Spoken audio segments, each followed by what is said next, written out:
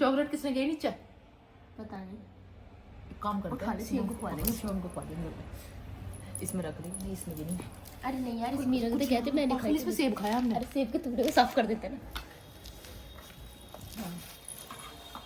बस जब उठेगा खा लेगा। अगर तुमने खिला दी ना, मैं बता दूँ। थोड़ी सी चॉकलेट दे देंगे, मैं बता दूँ।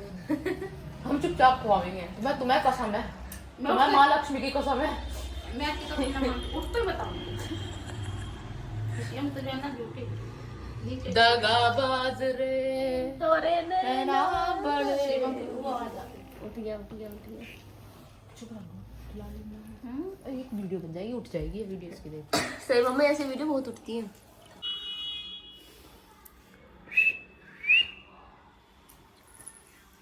चॉकलेट खा ले। ना शिवम खाना मत, नीचे पड़ी थी। मम्मी हो गया प्रैंक पोपट।